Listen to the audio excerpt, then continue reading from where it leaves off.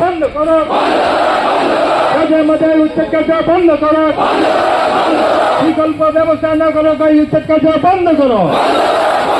ইনকলাব জিন্দাবাদ, ইনকলাব জিন্দাবাদ, এই জায়গার সংগ্রাম দেওয়ার ব্যবস্থা করো, ভূমিহীন মাটি মানুষ ভূমি দেওয়ার ব্যবস্থা করো, ভূমিহীন মানুষ ভূমি দেওয়ার ব্যবস্থা করো।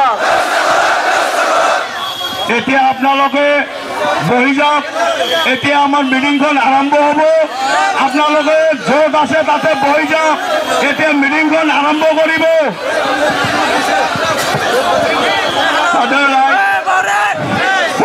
এই মানুহবিলাকে কাম কৰি খোৱা মানুহ, হাজিৰা কামলা কৰাৰ কাৰণে তেওঁলোকে য'ত থাকে তাৰ ওচৰতে হাজিৰা কামলা কৰে।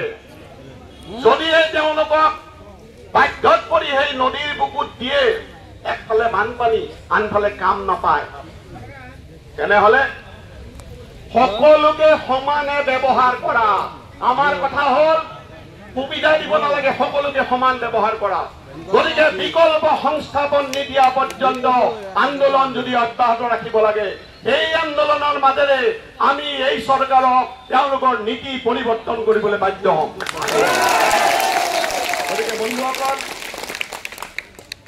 আপোনালোক সকলোকে ইমান বেয়া অৱস্থাৰ মাজতো ঘৰৰ পৰা ওলাই আহি প্ৰতিবাদী আন্দোলনত যোগ দিয়াৰ কাৰণে ধন্যবাদ জনাইছো। আমি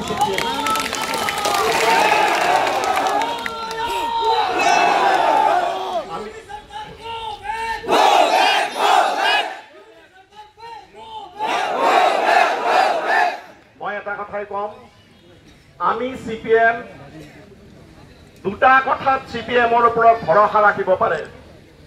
এক নম্বৰ, CPM বেইমান নহয়। CPM কোনো আন্দোলনত বেইমানি নকৰে। বহুতে আন্দোলন আৰম্ভ কৰে, পিছত দালালি কৰে।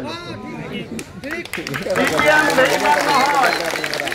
গতিকে ভৰসা কৰিব পাৰে CPMৰ ওপৰত যে CPMে যি আন্দোলন কৰিব শেষলৈকে আপোনালোকৰ স্বাৰ্থৰ কাৰণে নিষ্ঠা সহকাৰে যুঁজ কৰিব।